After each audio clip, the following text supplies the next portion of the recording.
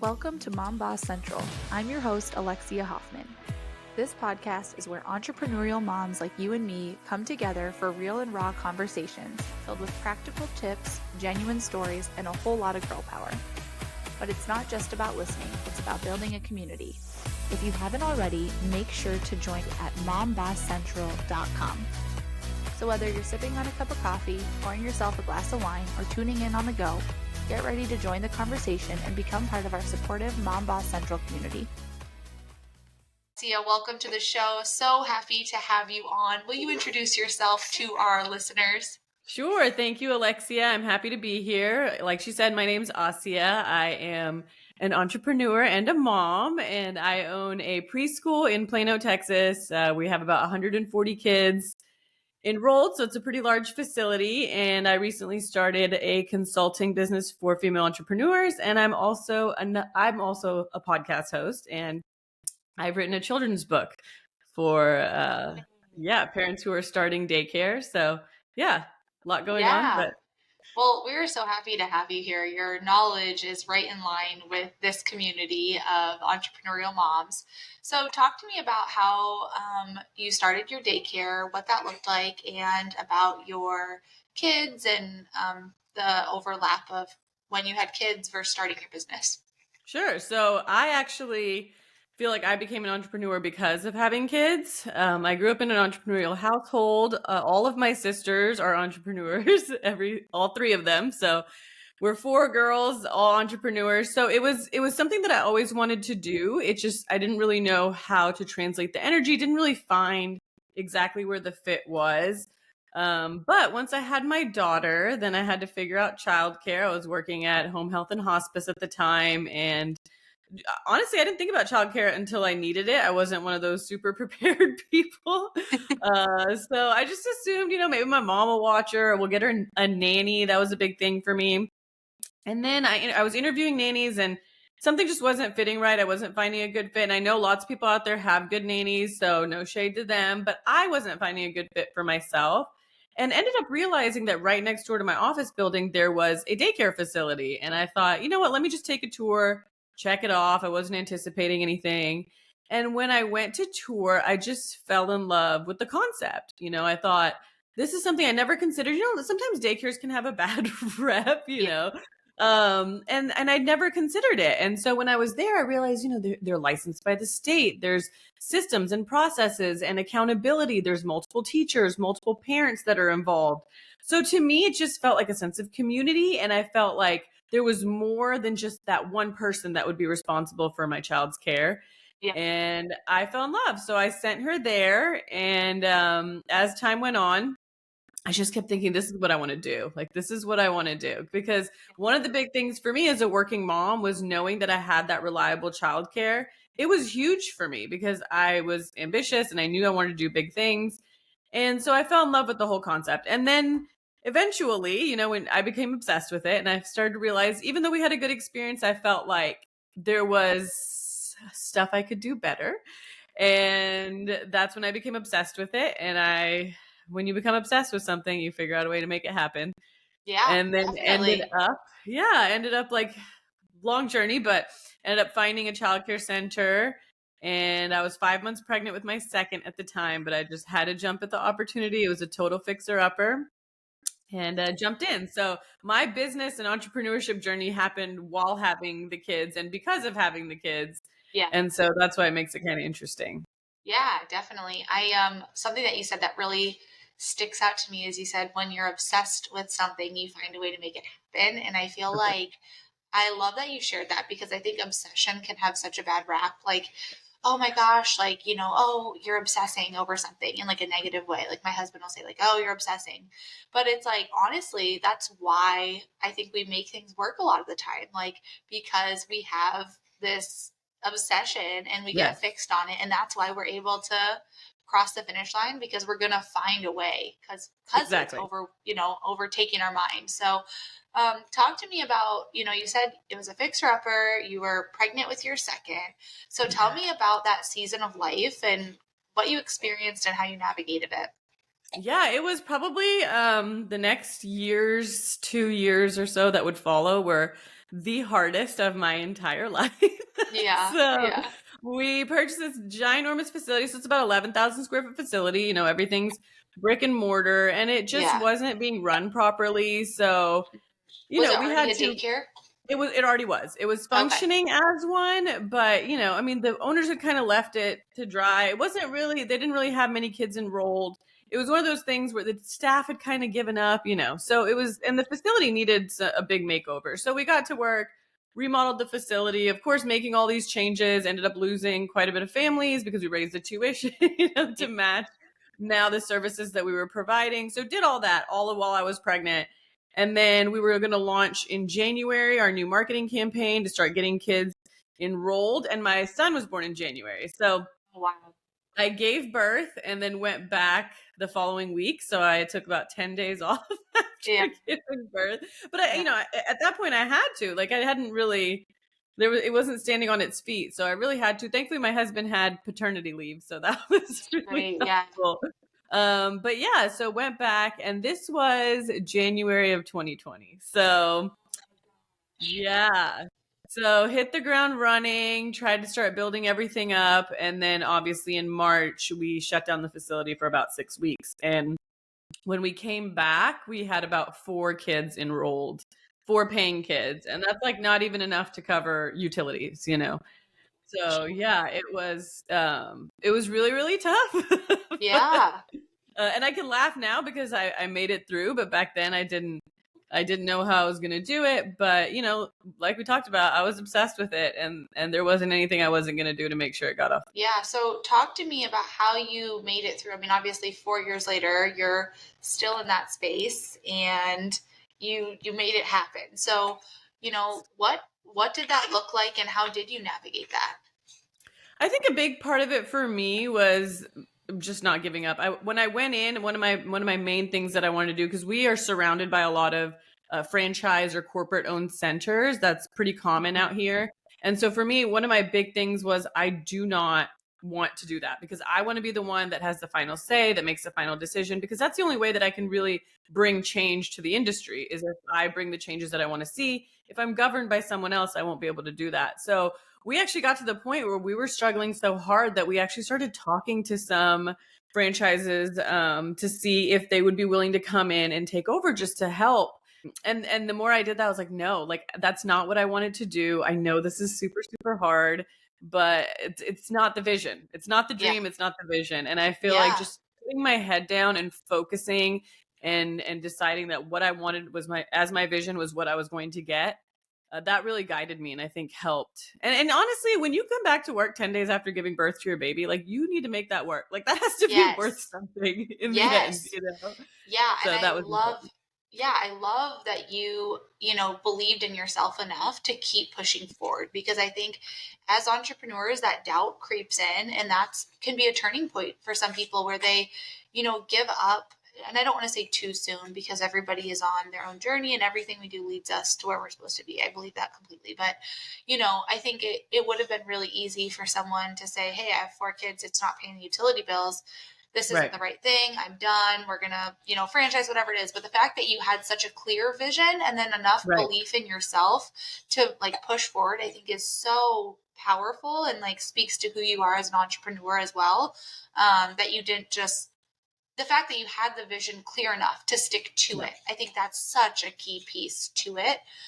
Because if you didn't have that clear vision and you said, oh, maybe franchising is the right thing, Right. I'm sure it would look so different today. So how long was it from, March 2020 of for 4 people, or it was probably April or May at that point, for Mhm. paying kids to, when did you feel like you were having success and seeing growth that you were hoping for? Yeah, I would say over the last 2 years. So as we built up, we went through obviously having a brick and mortar. There are some challenges as a facility. We ended up flooding pretty badly Oh my twice. So gosh. Oh my yeah, so gosh. it's just been a journey, but I feel like you know, as we made it through those things and just stuck to my vision and my gut, it took about, I would say, at least 2.5 to almost 3 years. We're coming up on our 5 year this August. So I would say it took about that long to get to a place where we could say, hey, we're not drowning anymore. So Yeah. Yeah, that's amazing.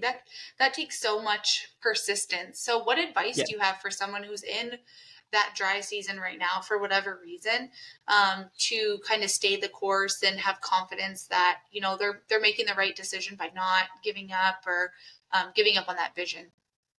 Yeah, I think consistency is such a big thing. And I feel like it transcends all aspects of our lives. Being consistent, even if you are on a weight loss journey, being consistent with diet and exercise, or even in motherhood, being consistent with how you're raising your kids and what you're allowing them to do and not allowing them to do so that they understand what the boundaries are. And same, I think, in entrepreneurship, especially if you're a leader with a specific vision.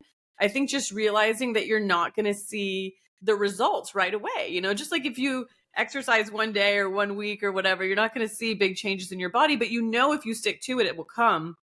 I feel like I feel the same way about the journey with entrepreneurship is just, certain things that you need to do to keep the boat moving, to keep the boat Yeah. sailing, and to just be consistent and not get bogged down in like, why are things not working fast enough?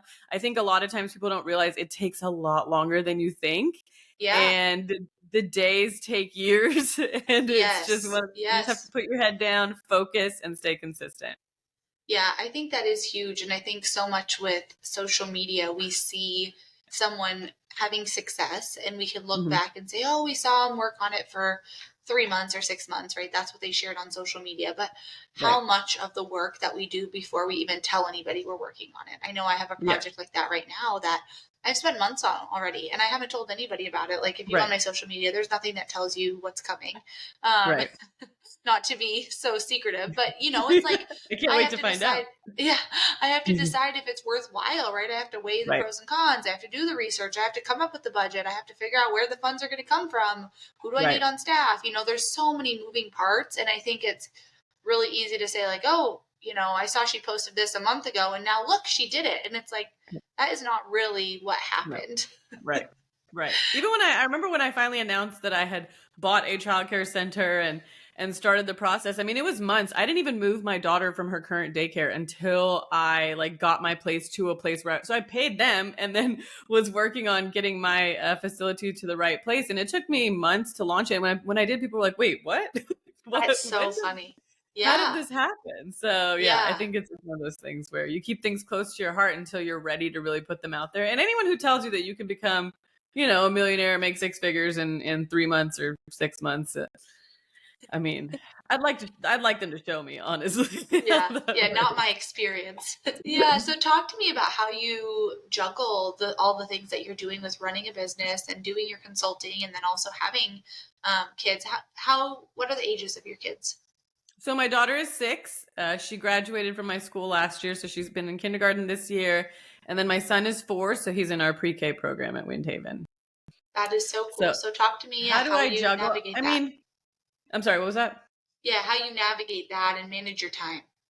Honestly, you kind of just do, right? You kind Hmm. of just put one foot in front of the other and do what needs to be done in the moment. And I feel like I prioritize one of the big things I think that someone gave me advice on when before I even had my baby, but while I was pregnant is when you're being a mom, be a mom. And when you're working, then work. But like Yeah. don't try to let those two cross. And I feel like because I got into my journey after my daughter was born, one of the big things for me was if I'm at work I better be doing something that's worth my time if I'm going to be away Hmm. from her, And Yeah. so that was really important to me is managing my time in a way where I'm not just dilly-dallying or taking things slowly. Like I'm hustling and getting things done because I know that Yeah. I want to be spending time with her. And then honestly, over time, and that's kind of what my consulting is based off of too, but over time, one of my big things became that I hustled for a long time. I mean, the hustle was real. My facility was open from 6:30 a.m. to 6:30 p.m. I welcomed people in. I sent them home at the end of the day, and it was Yeah. COVID. So I was doing after hour tours. I mean, I was putting in a lot of actual physical time into my business. And over the years, I started to realize, okay, the time for hustle is now over and I have to be able to now start focusing on how do I make this more fruitful for myself in the sense of time freedom, not just making money from my business. And Yeah. that has been instrumental. So now I've been able to come to the point where before I was working 60 hours a week on site. And now, I go in maybe 10 hours a week and half of that is to drop my son off, and then I'm able to pick up my daughter from school at 3 p.m. So I feel like Yeah. now I'm making up for all that lost time and able to do it. But one of the things I think people don't realize is you kind of try to balance it like this, and if you sit there and you look at the scale and you put a little bit here and it goes down, you put a little bit here and it goes down, like you can't focus on that. You have to focus on what you can do in the moment that you're in and in the season that you're in, Yeah. and then try to make sure to make more time on some end. You have to give from somewhere to take from somewhere to give to another. Yeah. And I feel like that's important to note because there's no balance. You just do what needs to be done in the moment and realize, again, like my vision for the school was so clear. My vision for motherhood is clear too. Do I always get there? Am I always successful? Every day I drop a ball or I fail at something, but my goal is always to make sure that I am making time for my kids and that I'm being a good leader and a good business owner. Sometimes, the ball drops with my parents. I'm not as I'm not as available for them or my friends. Yeah. But I know what's important and I try to focus on those things. I love everything you shared. I feel like everything you just shared was like the biggest takeaway.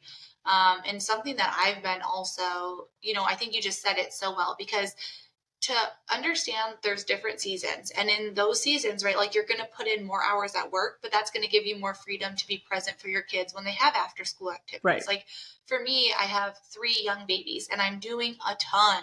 My businesses, I'm in the hustle mode. I'm in the thick of it, and I'm not working, I'm not working 60 hours because I don't have the childcare for that, quite honestly.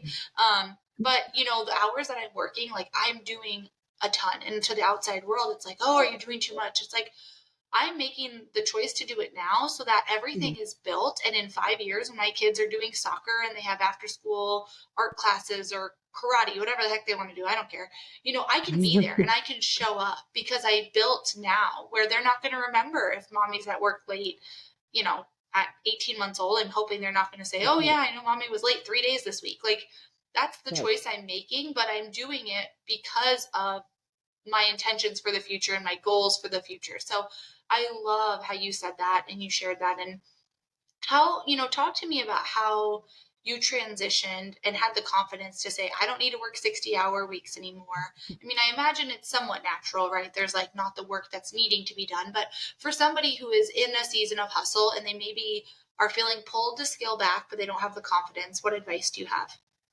Yeah, I think one of the big things that I've noticed since I've set on this journey to gain that freedom is that actually it's not as intuitive as people would think. I feel like people are waiting for that moment to be like, now I can step away, but you see people who are entrepreneurs for 15, 20 years, they're business owners who are still kind of stuck. And so for me, I think because I have little kids, like you said, I mean, when they're young enough, they don't remember, they don't know, they love you the same as ever, it doesn't matter where you are or what you're doing. But I knew that if I could just give up some extra time on this end, then when they get older. So when my daughter was actually going to graduate and go to kindergarten, that's when it lit a fire inside of me. I was like, what am I, even though I have an after school program at my school, I was like, well, how do people pick up their kids from school? I wanted to be the mom that picked up my daughter from school every day. And I'm like, 3 o'clock in the afternoon. Like, how do people do that, And so that actually set me on my journey. And I became really obsessed again with,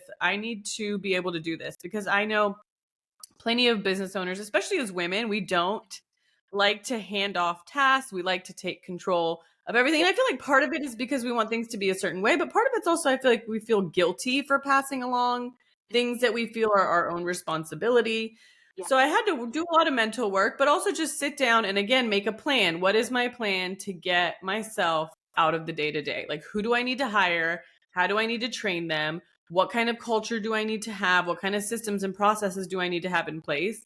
And I've worked at that. And honestly, I'm happy to say that I pick up my daughter every day from school at 3 p.m. I get to take her to her soccer practice, her tennis, she's doing all this fun stuff, and I get to be a part of it. And that's exactly what I was aiming for. So I honestly feel like if I was to give any advice, it would be to be intentional. Because it's not going to happen on accident. You're not going to find your way out of your business on accident. You have to be intentional, because you're going to have to pull from something, right? Either you're going to have to pull from your revenue in order to pay someone extra to be able to take over tasks that you're doing. You're going to have to pull from your time to be able to train other people to do what you need them to do in your business. So you have to be really intentional that if your goal is to get out of the day-to-day, You have to set that intention, live with purpose to get to that. Yeah, that's so huge. And everything you're saying just feel like is so important for our listeners to hear. Whether you're at the beginning stage and you're hustling and you need to put in the extra hours, that's okay. There's going to Right. be a time where it'll pay off. And on the flip side, if you've been hustling, you need to give yourself permission to take a step back and say, okay, I've built, I've grown, and now I need to reap the reward. Because, at some point, I think it can be really addicting to stay in that hustle mode, but it's not as efficient or productive as it once was because it's not necessary anymore. So to Exactly. really identify that, I think is a huge piece. So you said it's not as intuitive. What markers would you say? And I understand the intentional piece, but for somebody who's like on the fence of, do I have enough income to start outsourcing, or do I have everything built enough where I can step back without it kind of crash and burning? What advice do you have? What can they look for? What did you do that gave you that confidence that you could step back? Yeah, and that's kind of what I work on in my consulting company now is I would say that the main things to look at, because some people are like, well, I don't have the money, or if I don't want to pull from my revenue. You want to be in a place, obviously, where you are at least a little bit profitable, right? You need to be having a little bit of profit before you can just peace out. But if you're not at that stage, say you're not profitable, say you're breaking even, maybe you're at a little bit of a loss. At that stage, try to set the time aside to create the systems and processes for the future. That's got to be the first step. And those are things that you can do along the way. Like, I know if I am opening the school every day, for example, when I go in, then I know that process, right? I do it in my head. I know when I walk in, I'm going to turn on these lights. I'm going to make sure that I unlock this door. I'm going to make sure that I'm checking these windows. All those things are my process. But if I don't write that down and make it redoable for other people, make it be able to be replicated, then I'm going to have to go backwards later on and have to do that. So as I'm doing it one day, if I'm opening the school, note down, these are all the things that I make sure that I care about when we're opening the school, so that when the time comes to pass that along to the next person, maybe when you do have a little bit of profit that you can use for the next person, you're able to be like, hey, this is how you need to do it, so that they do it exactly like you. Because I feel like that's the hard part, right? It's like, someone's not going to do it like me. Yeah. And it's like, yeah, there is a little bit of give that you're going to give on the front end, as like, hey, they're not going to do it exactly like you, but you can set it up in a way where they can do it mostly like you. Yeah. And I feel like that's where people need to focus regardless of what stage they're in.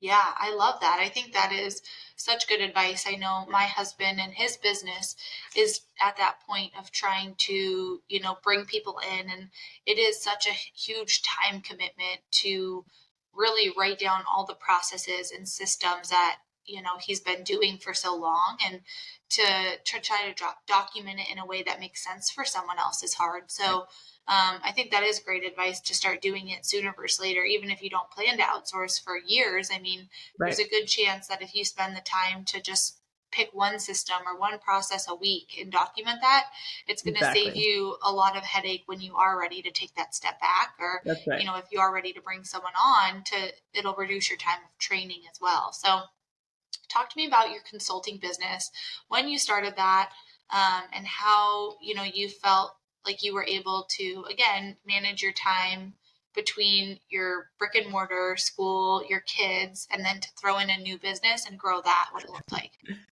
Yeah, I think as entrepreneurs, and you could probably agree, there's a little bit of a chip missing for us. Like, I feel like there's something in our brain that needs to be busy with creating something, to Yes. building something. And I feel like that is our inner passion forever. And so Yeah. for me, like, I did a great job at pulling myself out of my business and then looking around and realizing, dang, like, even my sisters, I'm like, wow, you guys really don't have the kind of time that, like, I have, and Yeah. so for me, then I started like talking to other business owners and realizing that people just don't have, they are not able to pull themselves out, especially women entrepreneurs, which is like my biggest passion. And so for me to look around and see that, once I started gaining freedom from my business, I'm picking up my daughter from school, I'm reading more, I took up Pilates, which I talk about all the time, but I love it so much. I started taking care of myself, I started Yeah. spending more time just in my thoughts, Yeah. and being able to just have that kind of freedom was enlightening. And then looking around and realizing that, wait a minute, other people don't have this, regardless of if they've been in business for a while or not, they're just not pulling themselves out like I was able to do. And I felt like I had this gift now inside of me that I Yeah. wanted to give to the world. And I feel like that's when we build and we grow businesses and we create businesses, is because we feel like we have something to offer. And I realized, I was like, I have this to offer and I want to be able to do it. It's obviously not something that I'm like, oh my God, I need to, it's not the desperation mode of running a business like I was in with my brick and mortar for the longest time, because I'm obviously, doing well at the school. So for me, this is more of like a passion project that I want to be able to help other women entrepreneurs get to where I am, because this is so enlightening. It's a great place to Yeah. be. I am in love with my business. I have time with my family. I'm like taking time for myself. It's exactly what you picture and believe entrepreneurship to be. But once you get into it, you're kind of stuck and you don't know, how to get out of it. And so I feel like that was my driving force. So I took it slowly. I've been kind of building it slowly, and then officially launched just a few weeks ago. So that's been fun and interesting. but Yeah. but Yeah. yeah, it's been a great project, and I'm super excited to help other female entrepreneurs be able to do the same thing.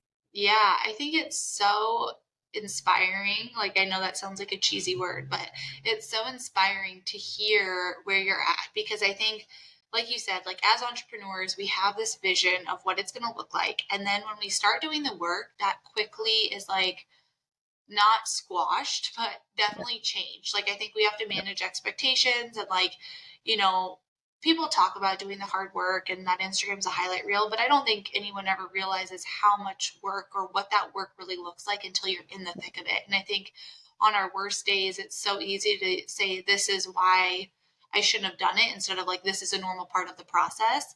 Yes. And I mean, even as I've been an entrepreneur since I was 19, right? Like, it's not anything new to me, but every new business I start, there's growing pains, there's struggles, there's things I don't see coming, and it's exhausting and it's frustrating. And it's like, oh, I know this is part of it. And I have the self confidence to say, I know I'm going to Right. get through it, but dang, I wish I didn't have to go through this. I wish I was at the other end, or I crave that freedom of my time, or, Right. that I want to go do a Pilates class. I don't want to do Pilates personally, because You should. I, I don't think I could handle it. But, I miss that. And so I think it's really important for anybody listening to remember, like, this is a season, right? Like, you are made for this. You're going to get through it. Like, you are the best person for the job, and your passion will get you where you need to go, but you have to be Right. willing to kind of put your head down and work. I mean, I know for me, my husband and I, with having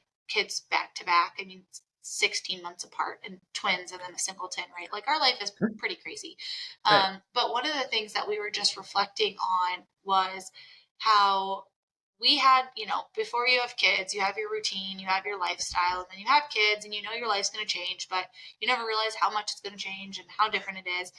But then we had gotten in a routine again. We had gotten back to self care, normalcy, sleeping through the night, waking up early to work out before the kids woke up. We felt good about where we're at. And having another baby right after we got into that routine has been really hard for my husband. Like, it's just mentally, that selflessness of saying, like, oh, I'm giving up my security and what makes me feel good is so hard. So I think that's the same for entrepreneurship, of like, we get in Yeah. this mindset of, hey, this is what my schedule looks like. I have a good routine. I'm expecting to be able to go take social lunches when I want, because I'm an entrepreneur. But then we either start a new business, we try to launch something bigger, we scale, whatever it is, and we lose that, and it's hard. Mhm. So talk to me about what that's looked like for you and how you've managed those expectations in different seasons. Yeah, I think for me, because I was so in the weeds in a way that, like you said, I mean, you go in bright-eyed and bushy-tailed into Mhm. owning a business, and you're like, this is gonna be awesome. And like, a lot of it is, but then there's a Yeah. lot of like really gut-wrenchingly hard stuff, and it's Yes. lonely. It's so even if you have entrepreneurs around you or you have your family around you, it's so hard to explain some of the gut-wrenching things that Yes. go into being a business owner, and specific to your own business or your own team or your own clients. And And it's just, it can be a lot and it can weigh down. I know, like, for example, and still sometimes this happens to me, honestly, if a client has a bad experience and then they vocalize that experience, I mean, I could sit in that for weeks, I could, and be like, how do I, in the end, it makes me a better business owner and it makes my business stronger. But there is a level of just kind of trying to peel yourself out of the difficulties of it. But I feel like a lot of getting to where I am now too is mindset, Yeah. and like I'll give you an example. I remember we had gotten, by the end of 2020, we had gotten to about 25 kids enrolled, which was huge for me at that time. Wow, that's amazing. And I remember having another 30 on the docket. So they were going to be starting over the next few months. And I was super excited. We were going to get to close to 60 kids. It was finally happening. People were coming back into the world.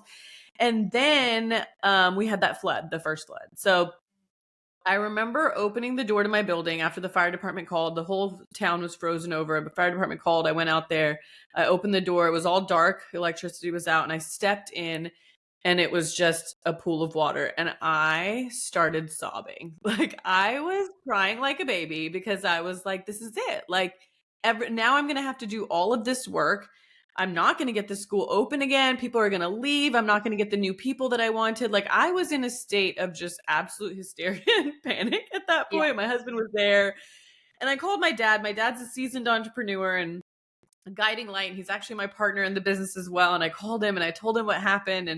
And he literally, like, I'm crying and sobbing. And he just took a deep breath and he goes, okay, here's what we're going to do. And he kind of walked me through, like, you're going to call the insurance company. You're going to call. And like, we got to work, Yeah. And it was this moment where over the next few months, it didn't affect my momentum. I was able to move forward. I was able to keep growing and it was amazing. But the next year it happened again. Like, the building flooded again. But this time when I opened the door and I walked in and I saw the flooding, I just sent out a text. Like, I called the fire department myself, sent out a text to my family, and it was Christmas Eve. So like, everything was closed. So I sent out a text to my family. I have lots of sisters and brothers-in-law. And I said, hey, building's flooded, need your help. They all showed up. We got brooms. We got some fans from Home Depot. We ordered Chick-fil-A and we were all having a grand old time. Like, everyone was laughing. Literally, while we were there, one of the ceilings caved in and fell to the ground and we're all like, oh shit, didn't see that coming. And Oh my so gosh. it was like, we were having a fun day, I mean, we were just like, this is what it is. Like, we've been through this before. We can handle this. And my family was there to help. And I feel like that shift in mindset, to have literally a year later have the exact same thing happen and be able to mobilize quicker and have more faith in the process and have more faith in my ability to mobilize and get things done and get the help that I need. It really changed my mindset, going forward, that I can handle these things, everything, as long as my kids are healthy and my family's okay, I can handle things. So for me, that changed the game for me, I think, as far as the mindset piece goes, that, hey, you're going to roll through things. You're going to be like your dad, sit down, come up with the plan for everything like you've done before, and you're going to make it through. And I feel like that now, going from working in my business to working on my business to gaining that freedom and now starting a new business, I feel like keeping that mindset piece with me and realizing, some things are going to happen. Like, they're just going to happen. You're going to get delayed on some things. You're going to have to deal with some issues that come up, to just, I guess, realize that I need to handle my expectations and then prioritize the things that actually matter. So I feel like that has really helped me kind of be like, you know what, I'm not in a rush, I'm not in a rush. This consulting business has taken a while to launch. I worked with other people, worked with other business owners to make sure I had the right vision, that I was going the right direction. I knew what I was doing. And so for me to just get to this point where I'm able to understand that things are going to happen, we're going to move forward, delays are going to happen, this is entrepreneurship, and we will make it through, has helped me just manage all of these things. Yeah, that's amazing. And yeah, such a amazing story of like 1 year and the transformation that you saw, but also that, for it to happen twice and you were to overcome it 2 times, Right. I'm sure that had its own unique struggles financially. Yes. And something that you said earlier that I think is really important to note too is, you said if you're breaking even or if you're losing money month over month. And I think at that point, as entrepreneurs, depending what kind of business you're in, it can be tempting to say, oh, I'm not making money. I need to stop, or I need to, panic and cut so that I can make more money. And I think it's important to acknowledge that as entrepreneurs, we lose money, right? Like Hmm. that's okay. That doesn't mean you're a failure as an entrepreneur, because I know Right. I've been through seasons where I'm making great money and I feel like, wow, am I just lucky? Am I doing a good job? I don't know. And then there's been seasons where I have lost money, like a lot of money, and gone into debt, a lot of Yeah. debt. Yeah. And, it put a big financial burden on my family. And after being someone who has made a significant amount of money, been able to not think about what I'm spending and pay for vacations and go to the spa and not have to worry about it. And then to say, oh my gosh, I'm in debt, like that can be such a hard Yes. reality, and hard to have that confidence in yourself, I think, to overcome that season. So talk to me about, going from having four people that barely pay the utility bills to scaling to 60 and now scaling to over 100, financially, what that looked like for you and your family and how mentally you dealt with that. Yeah, I mean, for me, I was kind of lucky. My other sisters, they actually have husbands that are entrepreneurs. I was lucky in the sense that my husband has a stable corporate job. So that was really helpful. But of course, Yeah. like, I went from having an income to starting a business having no income. Hmm. And then, like, now you're losing all this money. So you're not paying Yeah. yourself, you're not making any money. Yeah. And so thankfully my husband was able to hold the fort down, but it wasn't like luxurious times, we Hmm. had to cut back and scale back. And I feel like in the business that was especially true. I mean, I had to manage the number of staff I had. Honestly, when I first actually started and took over the business, I had a leadership team. So I wasn't actually on site until really after COVID was when I was doing the tours and making sure that there were certain things that I was on site for, but I wasn't on site like 6:30 a.m. to 6:30 p.m. And then when COVID hit and we started having just the four kids and having all these things, I scaled back my team quite significantly. I took over actual multiple roles so that we could save that money. And I feel like that was that was a big part of it, and a lot of it. But I mean, what goes up must come down and vice Yeah. versa. And I feel like that was one of the times where I knew, I was like, I know the potential that this business has. I know that I'm offering something that is different than what people would get elsewhere. I know that It's I am huge. offering a service that is better than what other people out there are doing. Like, I believed in my service. Yeah. And I feel like that was the driving force, right? Like, you're not making any money, but you believe in what you're doing. So I made sure that I was the client facing person all the time, because for Yeah. me, this was everything. This is Yeah. this is everything. So Yeah. that was important for me in my business, that I made sure that I kept all client facing roles and tried to at least keep as much staff as I could for doing things on the other side. So that was important. But honestly, you got to figure out where you can cut back, how you can do things on your own as you start to make money. And then managing expenses honestly never ends, because I feel like Yeah. sometimes people, start a business and they start making more money and they think, oh, or they think when I make more money, then there will be no more problems. But that's just Yeah. not. Yeah. So Yeah.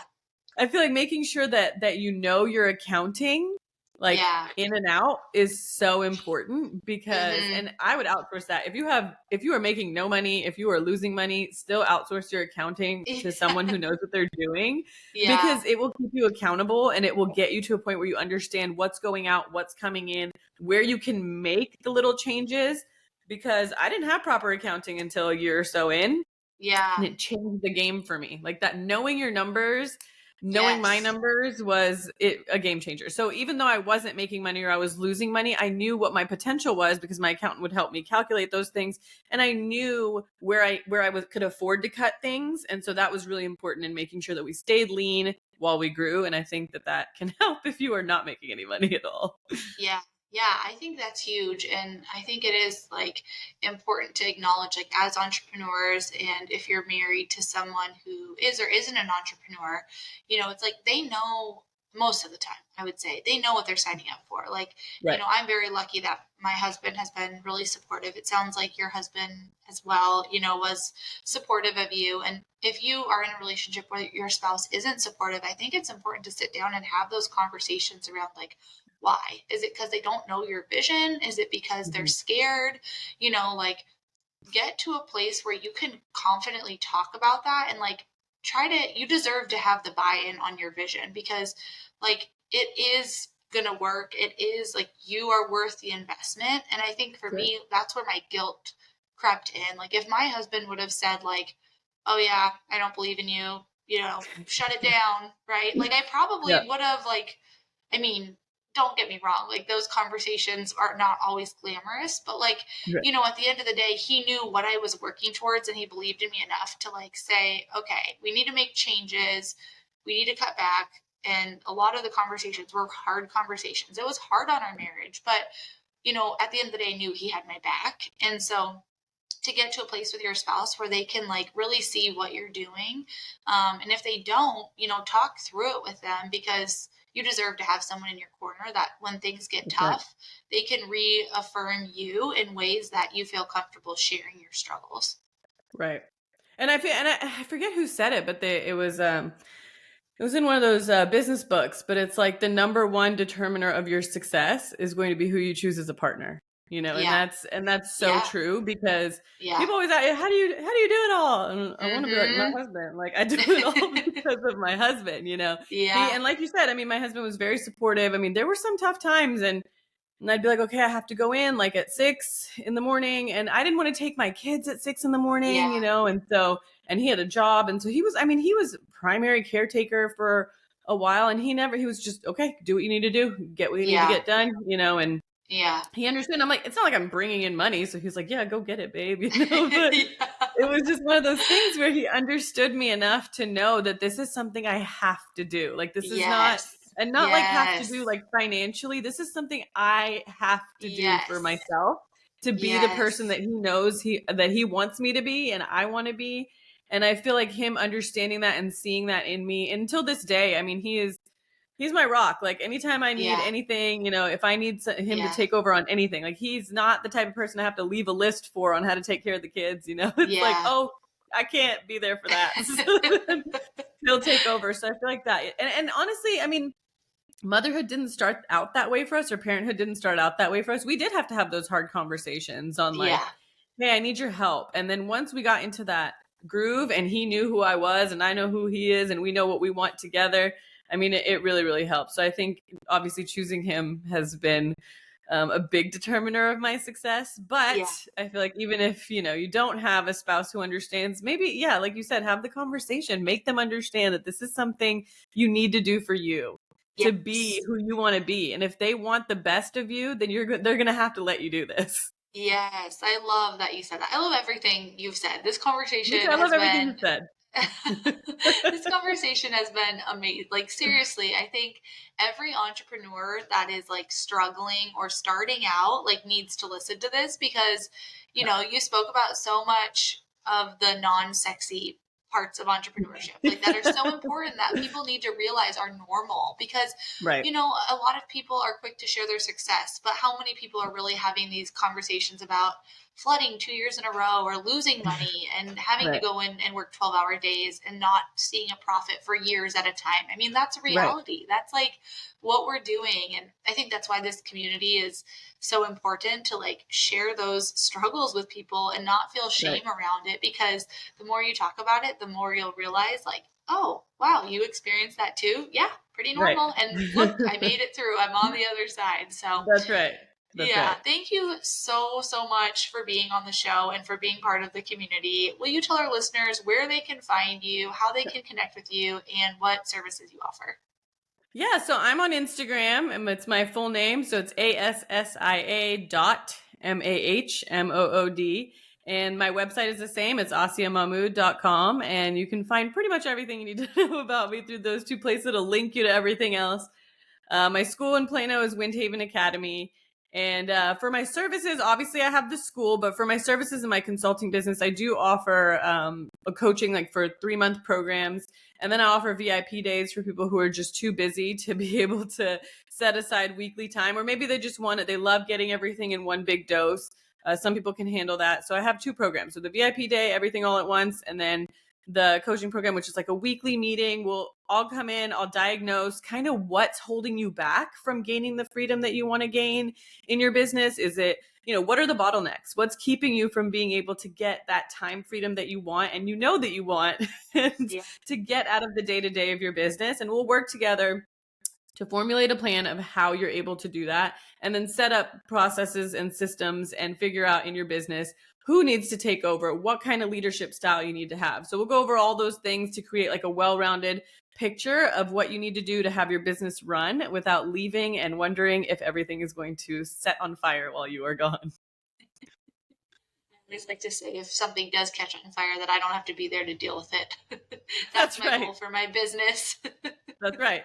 That's right. I'm like, you know the fire department number? It's 911. Yes. Yeah.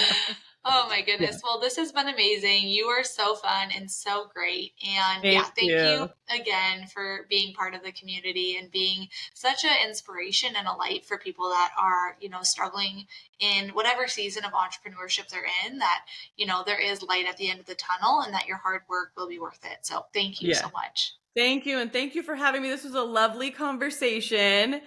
And I want to get to know more about you, and I look forward to learning more about each other going forward in this community. I'm going to join in for the next few things that are coming up, so I'm excited. Yes, I'm excited. Well, we'll see you on mombosscentral.com, and thank you for being here.